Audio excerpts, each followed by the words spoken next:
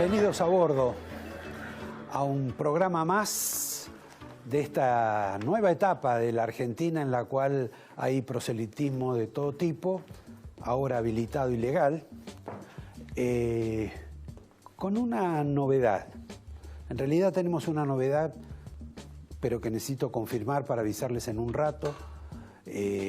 Quizá no sea una buena noticia, pero lo sabremos en un rato y se los voy a informar. Pero la novedad es que hay una figura política que ha decidido volver a las aulas, a hacer un curso acelerado de inglés. Supongo que para viajar, para conocer a los que viajan. Estoy hablando de alguien del entorno de los Fernández Bis. Les voy a dar el nombre de este nuevo alumno que vuelve a las aulas. Antes vamos a hablar un poco del viaje de Alberto Fernández a España, de lo cual se supo bastante poco, salvo que tiene la curiosidad de que se fue a vivir a la embajada de otro país, en este caso Uruguay, país muy cercano y mucho más cercano para Fernández, el embajador del Uruguay en Madrid, que es el señor Bustillo, quien fue embajador en la Argentina, donde tuvo muchos amigos y sobre todo amigos empresarios. No es un hombre de izquierda, por el contrario, es un hombre que viene del Partido Nacional, pero a quien el presidente del Uruguay, Tabaré, aparentemente le debía muchos favores de tipo familiar y que lo designó en la Argentina. Acá, bueno, hizo muchos amigos, es un gentil anfitrión, desde entonces, por amigos comunes también lo conoce a Fernández, y si bien no tiene el perfil de Fernández, le gustan los autos deportivos, fue coleccionista de Porsche, inclusive tuvo algún problemita por el tema ese de la importación de los autos, pero bueno, muy simpático. Lo raro es que Fernández estuvo en Madrid, también estuvo un par de días en Portugal, pero significativamente no fue nunca a la embajada argentina. Tampoco ni a comer, ni a tomar un café, ni a saludar al embajador, que por otra parte es peronista y fue gobernador 2 veces de Misiones. Me estoy refiriendo a Ramón Puerta.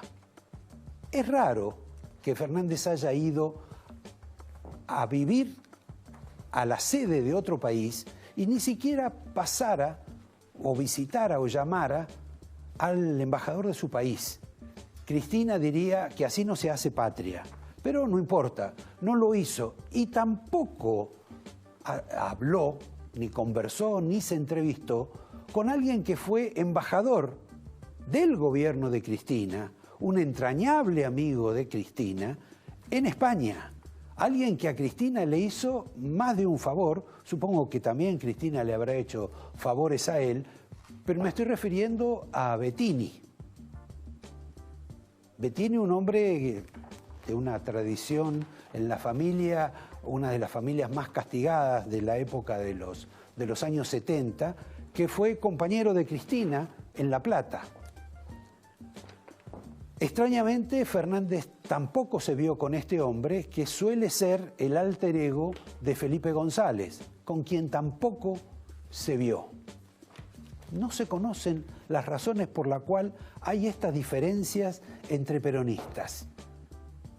Sí, en cambio, en la embajada argentina, al mismo tiempo, había otro peronista, instalado con su familia, el gobernador electo de Santa Fe, el señor Perotti. Pero bueno, es una cuestión que nosotros no podemos resolver, estas cuestiones de tipo personal, casi de disputas familiares, que seguramente juntan a estos personajes. Lo cierto es que el viaje de Fernández en España no tuvo demasiado significado, tampoco fue demasiado recogido en los diarios. Los que lo recogieron lo hicieron en forma bastante crítica en algunos casos, hasta objetaron el peinado de la mujer de Fernández, diciendo que se parecía al de Eva Perón. Y Fernández, bueno, tuvo una reunión empresaria, una cena con la gente del Banco de Santander, con la heredera del Banco de Santander. Aparentemente fue una reunión no demasiado amable. También estuvieron los que colaboraron, auspiciaron, y vaya a saber qué otras cosas más aportaron al viaje de Fernández, como es el caso de la compañía Telefónica o la Caixa, que es la dueña de Telefónica. Y también estaban en la ocasión, en esa cena, la familia del empresario Sigman, un empresario de laboratorios, quizá uno de los mayores laboratorios, no solo de la Argentina, sino del mundo, que tiene una vieja vinculación con Fernández, una vieja vinculación con Cristina, una vieja vinculación con Néstor Kirchner, tiene vinculación también con los sindicalistas y también tiene vinculación con el gobernador de Tucumán, con Mansur. Una pieza clave, Sigman, en el mundo de los empresarios que rodean a los Fernández Bis. Bueno, la cuestión que parece que no estuvo tanto tiempo Fernández con el presidente de España, apenas 15 minutos, pero la información es que estuvo 1 hora y media. De cualquier modo, esos son detalles, no tienen importancia. Sí vale la pena un detalle.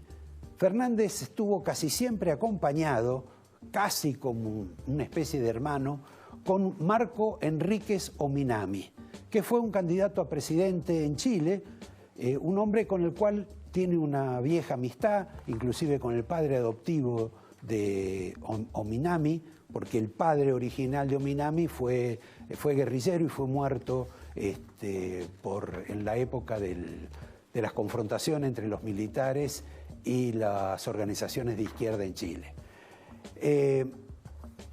Raro el tema. Mucho con chilenos, mucho con uruguayos, nada con algunos argentinos, inclusive de su mismo partido y de su misma relación. Para que vean la relación y la amistad de Alberto Fernández con Ominami, les voy a rescatar algo de un programa que Fernández no sacó nunca al aire, pero que hizo un piloto y que justamente lo hizo con Ominami. Veámoslo a Alberto Fernández como conductor, como periodista, bueno, no sé si periodista, pero animador televisivo de la vida política, sobre todo internacional, y no precisamente demasiado divertido, pero no importa, es el testimonio que tenemos. Por favor, director. Un día Marcos Ominami se cansó del sistema chileno, del sistema político chileno, precisamente el día que le dijeron que no podía competir en la interna de la Concertación. Y rompió con todas las lógicas de la política. Se fue solo, construyó un espacio autónomo y hoy está peleando palmo a palmo la elección en Chile. Conocerlo es importante, porque es un hombre que seguramente tuvo que enfrentar un dilema. El dilema de resolver si hacerse socio del sistema o romperlo. Él eligió lo segundo, y de eso vamos a hablar con él. Ese fue el dilema de Marco Enríquez Ominami. ¿Estamos listos? Largamos, ¿eh? Marco Enríquez Ominami. El díscolo, ¿cómo es eso? Eso es uno de los tantos sobrenombres que me han puesto.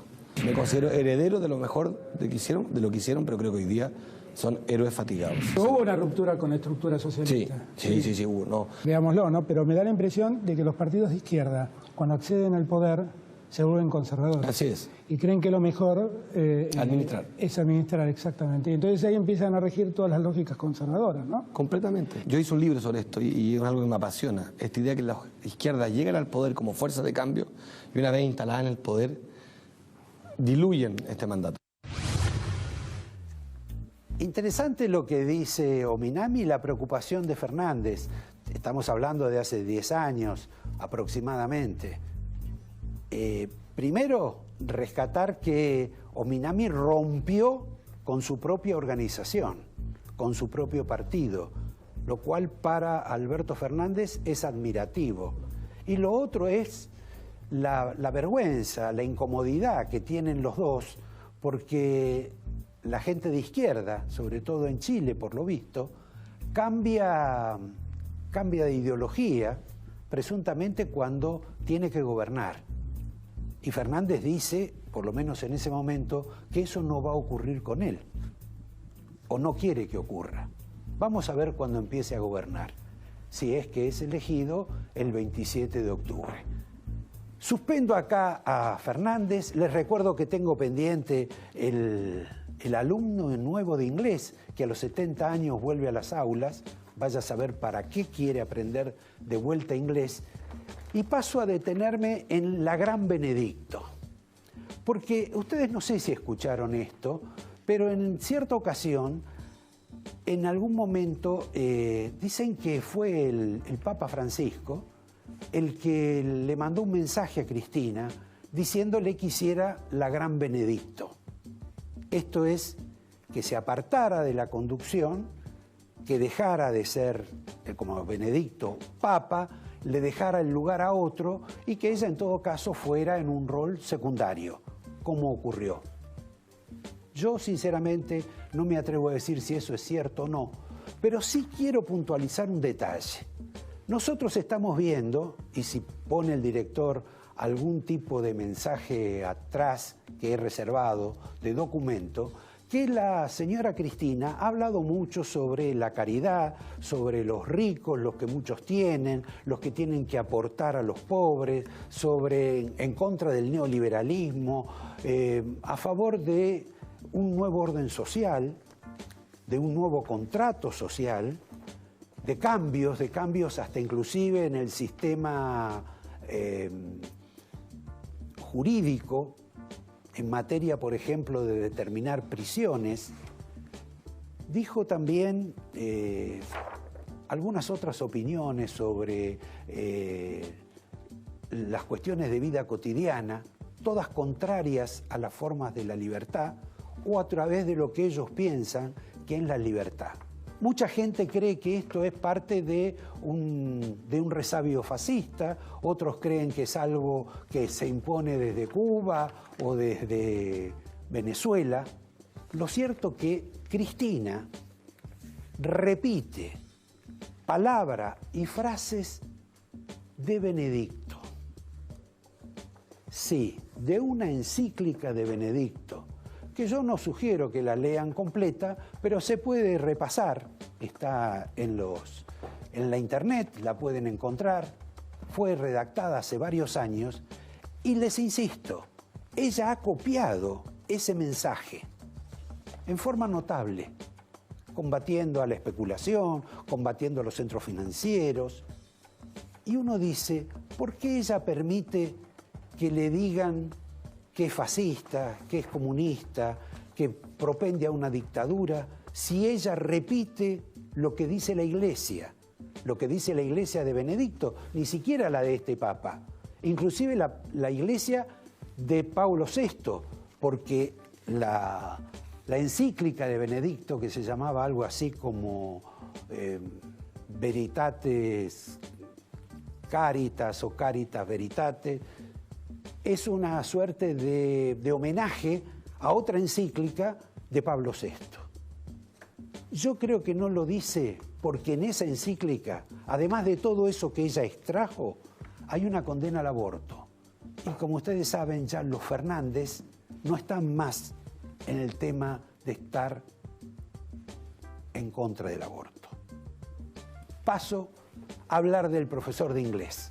No del profesor, del que quiere ser profesor. En realidad, suspendamos el misterio porque se trata de Felipe Solá, que se ha puesto a estudiar inglés, seguramente a refrescar su inglés, a mejorar su inglés, porque cuando está en la provincia de Buenos Aires, en su casa, seguramente ya no debe practicar. Y según parece, después de este viaje que ha tenido con Alberto Fernández, parece que va a ser el canciller de Alberto Fernández en el caso que los Fernández ganen la elección. O si no, habrá que pensar que alrededor de los 70 años Felipe decide tener otra vida y tener mayores lecturas del inglés y que merecen que sea lustrado y corregido el que ya viene de su familia. Suspendo esto que parece una broma, y no lo es, pero sí es simpático, para recordar que la semana pasada se cumplieron 40 años de un hecho que cambió el curso de la historia argentina en alguna medida. Fue la presencia en la Argentina de una delegación de la Comisión de Derechos Humanos en el año 79, donde recogieron las denuncias de las familias de mucha gente que había desaparecido y de otra gente que estaba presa. Ese episodio, que todavía nadie ha podido explicar exactamente por qué la Junta Militar, que actuaba con un gran control sobre todas las actividades que podían oponerse o que podían denunciar los excesos cometidos contra los elementos que ellos llamaban subversivos, lo permitió. Pero lo cierto es que fue una delegación de los Estados Unidos, mandada por el presidente Carter, interpretada acá por la señora Patricia Derian y acompañada también por el que luego fue embajador en la Argentina, el señor Todman. Entonces, bueno, estuvieron los familiares de las víctimas, se recogieron infinidad de denuncias, se hizo un documento muy grande y ahora se ha hecho una suerte de recuerdo de ese episodio, importante episodio, porque mucha gente vio lo que medianamente sabía, que eran los excesos cometidos por la administración militar. Nadie recuerda, sin embargo, en todas estas menciones que se han hecho ahora en los diarios, en las radios y en la televisión, de un acontecimiento que ocurrió en ese momento. Nadie lo recuerda ni lo menciona. Y fue realmente un episodio importante, porque sin ser parientes de nadie, sin ser familiares de nadie, se expresó la conducción del Partido Justicialista, de los peronistas, que en ese momento la presidenta era María Estela Martínez de Perón, que estaba presa. Y en su lugar estaba el escribano Deolindo Vittel, que fue él en persona, el austero escribano Vittel, acompañado por un personaje que para la gente es la encarnación de la derecha más repulsiva que ha tenido la Argentina, que se llamó Herminio Iglesias, y que lo acompañaba a Vittel no solo porque podía compartir lo que él decía, sino porque era fundamentalmente su amigo. Ellos se presentaron en la comisión e ellos hicieron la denuncia en nombre del Partido Justicialista. Ningún otro partido lo hizo en la Argentina. Habló sí Raúl Alfonsín, con una declaración que algunos podrán decir que fue un poco más tenue en aquella época. Pero lo cierto es que el documento que presentó Vittel y Herminio Iglesias, ese documento fue hecho por varias figuras del peronismo. Por ejemplo, Miguel Unamuno, en reuniones que tenía con Vittel en un departamento de la avenida Montes de Oca, casi siempre los martes, fue preparado allí. También fue preparado en alguna medida en el estudio del doctor Sadi o en el de Carlos Corach, que también participó en la elaboración de ese documento. Y acompañaron algunas otras figuras del peronismo. Entre ellos, una persona que fue la que pasó a máquina el documento, que era el señor Iribarne, quien fue luego socio de Alberto Fernández y que seguramente va a estar en el gobierno de Alberto Fernández de una manera o de otra. Pero lo cierto es que nadie recuerda el episodio del peronismo, que fue el acontecimiento político más importante. Nadie recuerda que fueron esas personas las que estuvieron en ese lugar, Herminio Iglesias y Deolindo Vittel.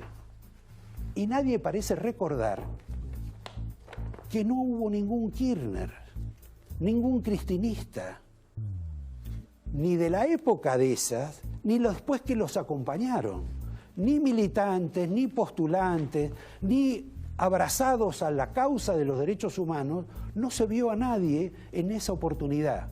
Podría decirse que algunas personas cercanas, como podría ser el caso de Zepernik, debía estar preso.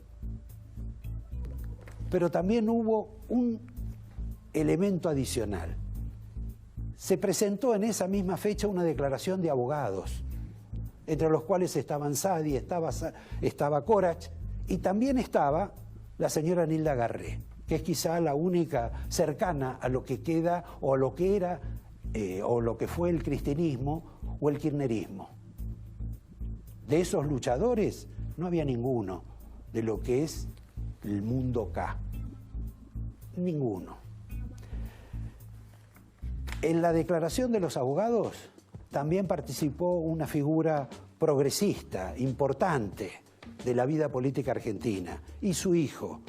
Al día siguiente, después de la declaración, por las circunstancias que es de imaginar, ya que nadie se presentaba, ni quería ir, ni quería responder ante un llamado eventualmente de los militares, padre e hijo se arrepintieron, por escrito.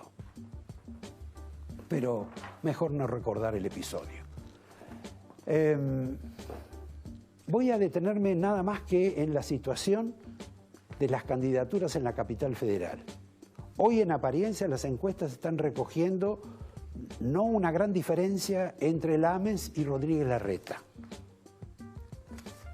Nadie sabe si Rodríguez Larreta va a conseguir el 50% que necesita para hacerse cargo otra vez de la ciudad. Lo cierto es que en el mundo del candidato Lames hay más de una inquietud.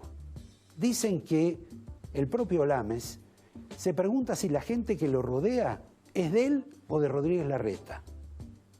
Porque, ¿qué habla? Habla sobre los grandes amigos de Rodríguez Larreta que están cerca de este mundo de los Fernández, de un famoso dirigente sindical de la capital federal, también de Sergio Massa, y la lista es vasta, larga. Tan en conflicto está la situación de Lames que hasta tampoco se lleva bien con su segunda, la candidata a vicejefa de gobierno, la señora Marciota. Pero bueno, para eso habrá pronto muchas más definiciones y conoceremos en este boletín algunas novedades. Me iba a referir al viaje de Cristina a La Matanza el próximo fin de semana, a su encuentro con el gobernador de La Pampa, Berna, con quien se odió a muerte toda su vida, pero lo voy a suspender porque tal vez la señora Cristina no viaje a esos lugares y tenga que viajar a Cuba, seguramente por alguna cuestión vinculada a su hija. Se va a confirmar en un rato esta información, quizá lo tengamos inclusive en este mismo programa. Voy a cortar todo lo que estaba diciendo, porque si no, no le vamos a dar espacio al preciado trío que tenemos esta noche aquí, para hablar fundamentalmente de la situación económica, que ustedes saben que si vuelca un poquito, nos caemos todos.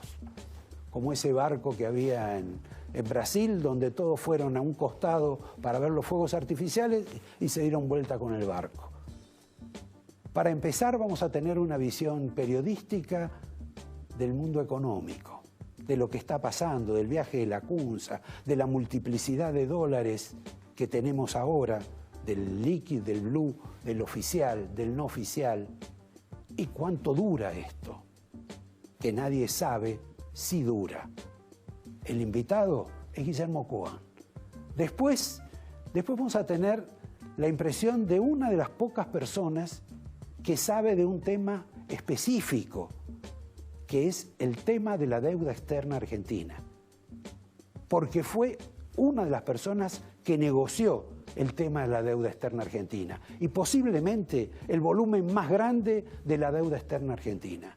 Me estoy refiriendo a un abogado que fue director del Banco Central, encargado, secretario, ya no me acuerdo qué función tenía, pero responsable de todo el tema de la deuda argentina. Él nos puede iluminar qué es lo que pasa con el fondo y con lo que tenemos que pagar o con lo que no vamos a pagar. Me refiero a Horacio Liendo. Y por último a un historiador, a una novedad, al señor Omar López Mato. Él ha escrito 2 artículos que son muy significativos y en alguna medida apocalípticos. Uno está referido a los argentinos que se van de la Argentina por la llegada de los Fernández al gobierno. Y el otro porque la llegada de los Fernández al gobierno, imagina él, viendo la historia que ha recorrido, que no va a tener un final feliz. Pero eso lo vamos a hablar con él. Primero empezamos con Guillermo Coan.